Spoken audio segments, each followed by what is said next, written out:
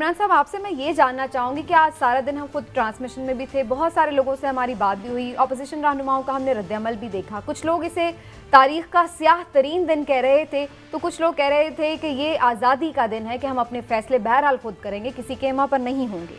आप क्या समझते हैं कि पाकिस्तान की हिस्ट्री में ये दिन आज का स्याह दिन है या रोशन दिन? बिस्मिल्लाहिर्रहमानिर्रहीम। देखें, मैं तो एक पाकिस्तानी की हैसियत से ये समझता हूँ कि सुप्रीम कोर्ट ऑफ पाकिस्तान, जो कि हमारी एक सुप्रीम अदालत है, सुप्रीम फोरम है, और अदालत उज़्मा जो इस हवाले से फ़ैसला करेगी, क्योंकि आइन की पिटिशन मैं नहीं कर सकता, मैं कोई आइनी माहिर नहीं हूँ, ना ही मैं कोई कानूनी माहिर हूँ। आइन की जो है वो जितनी भी तशरीह वो सिर्फ़ और सिर्फ सुप्रीम कोर्ट कर सकती है। तो सुप्रीम कोर्ट ने क्योंकि अब खुद नोटिस भी ले लिया है और उस पर कल 1 बजे कार्रवाई भी है, तो जो सुप्रीम कोर्ट का फैसला आएगा उसके बाद हम देखेंगे ये तय करेंगे कि ये दिन रोशन था या स्याह दिन था, क्योंकि जो वो जज साहबान कहेंगे उसके मुताबिक हमें भी पता चल जाएगा। लेकिन मैं ये ज़रूर कहूँगा कि अगर जो वज़ीर-ए-आज़म इमरान खान साहब ने ये फ़ैसला किया है, अगर आप मुझसे पूछें कि मेरा इस पे क्या रद्द-ए-अमल है, तो मैं कहूँगा मेरे सिर्फ 2 ही अल्फाज होंगे कि ये फ़ैसला बड़ा ही एक गैर आइनी और गैर दानिशमंदाना फ़ैसला। आपको याद होगा कल इसी प्रोग्राम में जब हम बैठे हुए थे तो मैंने कहा था कि वज़ीर-ए-आज़म इमरान खान साहब जो है नाआक़बत अंदेश मशीरों के नरगे में हैं और उनके जो हैं दबाव में वो को गैर दानिशमंदाना फ़ैसला कर सकते हैं। तो आपने बड़े हैरान होकर पूछा था कि कौन सा गैर दानिशमंदाना फ़ैसला, तो मेरे नज़दीक ये वही फ़ैसला। देखें, अब इस वक्त अमलन एक क्यास हो चुका है। कैबिनेट डिवीजन ने वज़ीर-ए-आज़म इमरान खान साहब को डी नोटिफाई भी कर दिया। अभी तक जो आपने कहा कि वो कुछ अर्सा वज़ीर-ए-आज़म रहेंगे, इस बारे में तहरीरी कोई हुक्मनामा नहीं है। इस्लामाबाद में ये कहा जा रहा है निगरान वज़ीर-ए-आज़म के तकर्रुर तक, हाँ जी, मैं यही कह रहा हूँ, ये कहा जा रहा है कि जी ज़बानी तौर पे सदर ममलिकत ने उनसे ये कहा है कि निगरान वज़ीर-ए-आज़म के तकर्रुर का। अब अगर इस लिहाज से देखें तो निगरान वज़ीर-ए-आज़म का तकर्रुर वज़ीर-ए-आज़म और अपोजिशन लीडर दोनों ने मुशावरत से करना है, तो अपोजिशन लीडर तो है ही कोई नहीं।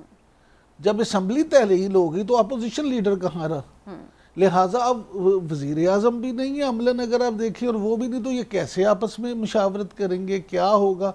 अल्टीमेटली मुझे लगता है ये वैसे ही इलेक्शन कमीशन तक जाएगी बात और वहाँ से होगा। लेकिन मैं एक बात ज़रूर कहूँगा कि इमरान खान साहब ने, अगर तहरीक-ए-इंसाफ के हमारे दोस्त खुश तो बहुत है इस बात पे, लेकिन वो दानिशमंदाना तौर पे इस पे देखें तो मैं समझता हूँ कि कैसा फैसला किया है कि जिसके दूररस नताइज पाकिस्तानी सियासत के लिए कोई इतने अच्छे नहीं होंगे आपके ख्याल से। लेकिन हिलाली साहब, क्या हम ये समझ लें कि गैर आइनी की हद तक तो चले सुप्रीम कोर्ट कल फैसला कर देगी कि गैर आइनी है या नहीं है, क्योंकि जो हुकूमती वकला की टीम है वो अपना एक उसके बारे में वर्जन रखती है। मेरा आपसे सवाल ये कि क्या ये गैर दानिशमंदाना भी है, अनवाइज डिसीजन है? क्योंकि देखा जाए तो अपोजिशन भी तो यही चाह रही थी कि हुकूमत चली जाए, इलेक्शंस की तरफ जाया जाए, और वही काम हो रहा है, सबकी यही तकरीबन राय बन रही थी। तो अगर इसकी तरफ गए हैं तो व्हाट्स रॉन्ग इन इट? बिल्कुल, बड़ा अच्छा सवाल है। आप मुझे क्यों पूछ रहे हैं, इनको पूछें। आप मैं तो आपको मैं आपको 2-3 चीज़ें जल्दी से बता दूं। पहली बात तो ये है कि हाँ, लीगली ये कमज़ोर चाल है। क्यों? जल्दी से मैं बता दूं। एक एजेंडा आइटम एक ही था आज पार्लियामेंट का, और वो था गिनती। एजेंडा आइटम दूसरा हो गया जब आप आर्टिकल 5 ले आए। भाई वो एजेंडा आइटम नहीं है, और आर्टिकल 5 जो है वो इस वक्त नहीं आप उसको टेकअप कर सकते। ये सिर्फ मकसूद और सोल पर्पस इसका था वोट ऑफ कॉन्फिडेंस काउंट करने के लिए। दूसरी बात कि बहुत ज़रूरी थी कि लॉयल्टी का इश्यू जो आर्टिकल 5 रेज करता है, बहुत ज़रूरी है कि उस पर इन्वेस्टिगेशन हो। और सुप्रीम कोर्ट ने 2 तारीख को, कल एक दिन पहले, उन्होंने एक हाई लेवल कमीशन को तहरीर किया है, सेटअप किया है, एस्टैब्लिश किया है, जो हाई लेवल कमीशन मीट के वो रिपोर्ट देगी। और मैं Request बहुत किया ही है, अभी खुश हूं। बना नहीं है। एक्चुअल बना नहीं है, 2 तारीख को Request तो उन्होंने सेटअप किया है, तो अभी अब लोग आएंगे और सेटअप होगा और इन्वेस्टिगेशन शुरू होंगे, तो मैं बहुत खुश हूं। बल्कि मैं समझता हूं इससे बेहतर इस पूरे सीन आज जो हुआ है, द ग्रेटेस्ट थिंग इज कि ये हाई लेवल कमीशन जाके देखेगा जो कौन से हैं इस मुल्क के जो गद्दार हैं और जिस किस्म के लोग हम देख रहे हैं, और जो हमें बताएगा कि जिस सैक फुल ऑफ पैसे जो गए हैं, गिनी सैक्स भर के, और अब पता चल रहा है अस्पतालों के भी इस्तेमाल हुए हैं गिनी सैक्स के लिए, हर जगह से आ रहा है कि पैसे भर के इधर जा रहे थे और उधर जा रहे थे, और नाम और सब चीज। तो मैं ये जानना चाहता हूं ये पैसे किधर से आए और कौन आए, और अगर ये हो जाए तो भाड़ में जाए ये वोट काउंटिंग। अगर नहीं हुआ, गलत नहीं हुआ, बेशक लोग कहते हैं कानून की खिलाफ वर्जी हुई, आई डोंट केयर, हमें वो पता चलेगा जो हम जानना चाहते हैं। तीसरी बात जो मैं आपको कहना चाहता हूं कि बड़ी अच्छी बात यह है कि, खैर अच्छी बात क्या है कि वो असेंबली डिसॉल्व, जब प्राइम मिनिस्टर जब वोट ऑफ नो कॉन्फिडेंस खत्म नहीं हुआ है तो प्राइम मिनिस्टर नहीं कर सकता।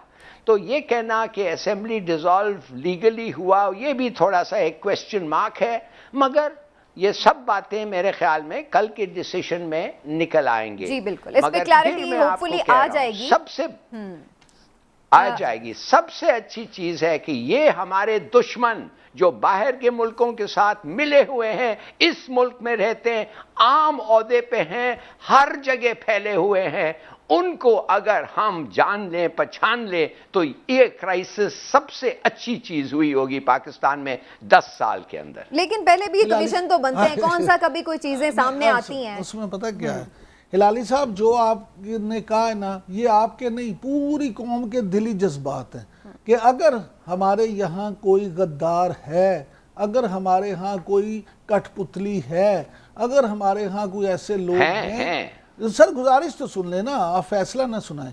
गुजारिश ये है कि अगर हैं जिन्होंने पैसे लेके या बाहर की बातों में आके या करके अपने यहाँ इस तरह का क्यास मचाने की, हुकूमत के खिलाफ साजिश करने की कोई कोशिश की है या किसी साजिश का हिस्सा हैं, तो फिर पूरी कौम का ये मुतालबा है, मुझ समेत, कि उनको ना सिर्फ अवाम के सामने लाना चाहिए बल्कि उनको सख्त से सख्त सज़ा भी देनी चाहिए और उन पे आर्टिकल 6 लागू करना चाहिए।